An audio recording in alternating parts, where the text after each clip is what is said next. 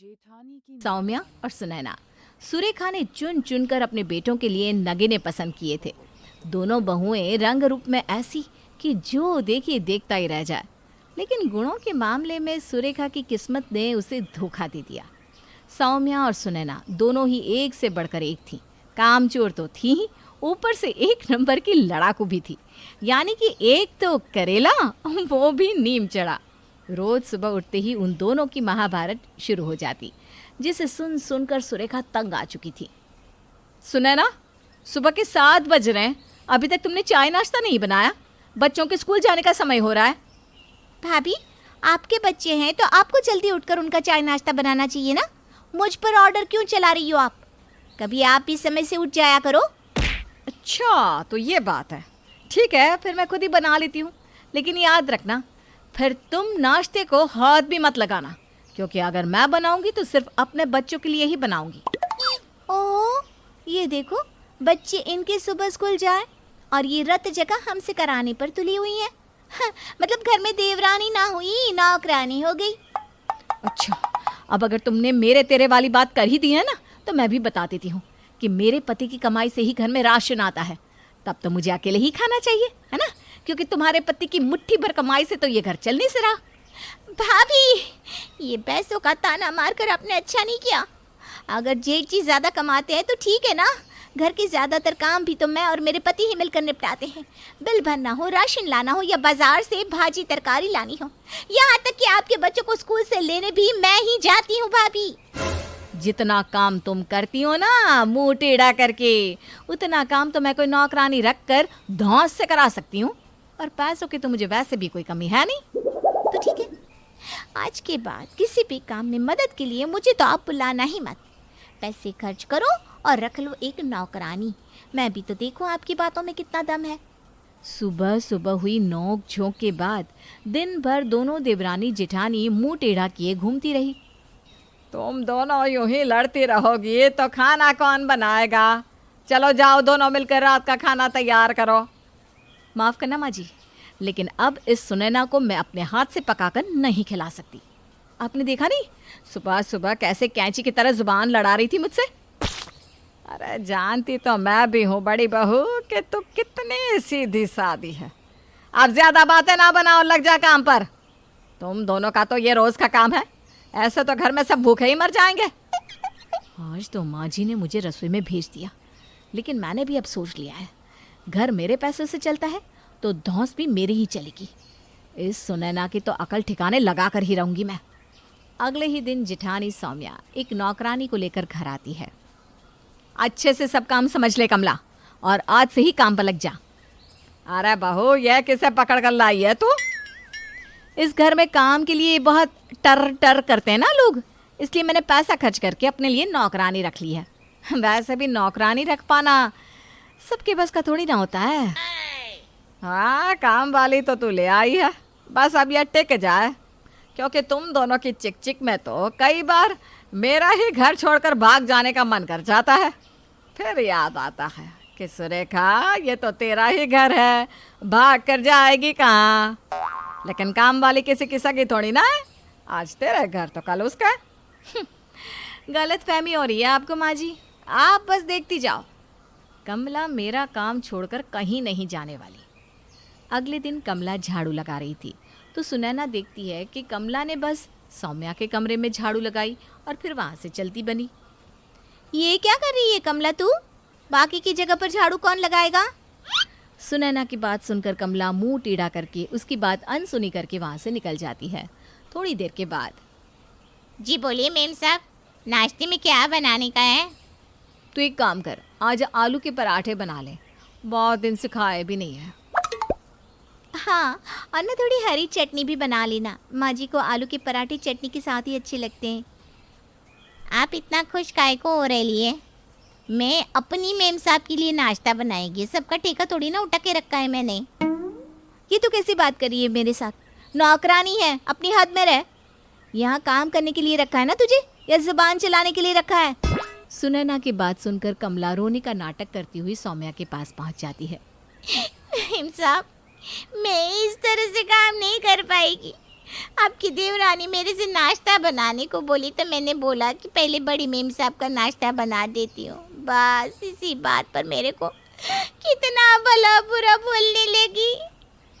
मेरे को दो कौड़ी की नौकरानी बोली। क्या? मैं अच्छे से जानती हूँ इस सुनैना को। तो चल मेरे साथ। तुम्हारी हिम्मत कैसे हुई मेरी नौकरानी को ऑर्डर देने की? कान खोल कर सुन लो, ये सिर्फ और सिर्फ मेरा काम करेगी। तुम्हें पराठे खाने का कुछ ज्यादा ही मन हो तो खुद बना लो। जेठानी को कल की आई नौकरानी का पक्ष लेता देख सुनैना को बहुत बुरा लगता है। वो उदास होकर वहां से चली जाती है। आखिर कब तक आप पापा की इस छोटी सी दुकान को चलाते रहेंगी, जिसे बड़े भैया ने अपना अलग बिजनेस स्टार्ट कर लिया है? आप भी पापा से बात करके कोई नया काम क्यों नहीं शुरू करते? सुनैना, भैया ने मना कर दिया, इसीलिए तो मैं पापा की दुकान चला रहा हूँ। पापा के सपने जुड़े हैं उस दुकान से, इस तरह मैं बंद नहीं कर सकता। आप बने रहो अच्छे बेटे। और यहाँ भाभी ने आपकी कमाई का ताना दे देकर मेरा जीना दुश्वार कर दिया है। पता है, अब तो भाभी नौकरानी के सामने मुझे जलील करने लगी है। कहती है हमारी औकात नहीं है नौकरानी से काम कराने की। अपना मन मत दुखाओ सुनैना, भाभी दिल की बुरी नहीं है। सुमित की बातों का मरहम आज सुनैना के काम नहीं आता। बात उसके दिल पर लग चुकी थी। सुनैना अब गुमसुम से अपने काम करती और चुपचाप अपने कमरे में लौट आती। वहीं बड़ी बहू सौम्या नौकरानी से काम करवा कर महारानी बनी पैर पर पैर रखकर अपने कमरे में बैठी रहती। एक दिन, अरे आ कमला, यहाँ तो आ, मेरे पैरों में थोड़ा तेल तो लगा दे, आजकल ना बड़ा दर्द रहने लगा है। ए बुढ़िया, मेरे पाउडर नहीं चलाने का। मैं बस अपनी मेम साहब का काम करती है। मेरे से ज़्यादा मच किया ना तो अब भी अपनी मेम साहब को बुला लाएंगी। अरे बड़ी मुंह लगी हो गई है तू तो। बुला ला तेरी मेम साहब से, डरती हूँ क्या मैं? तेरे साथ साथ उसे भी घर से निकाल कर बाहर कर दूंगी। बुढ़िया अब तो गई काम से। कमला फिर से रोती हुई सौम्या के कमरे में जाती है और उसे मिर्च मसाला लगाकर कहानी सुनाने लगती है। आप ना मेरा हिसाब कर दो मेम साहब। आंटी जी बोलती है अगर मैंने काम नहीं छोड़ा तो वो आपको भी घर से बाहर कर देगी। मैं नहीं चाहती कि मेरी वजह से आप भी बेघर हो जाओ।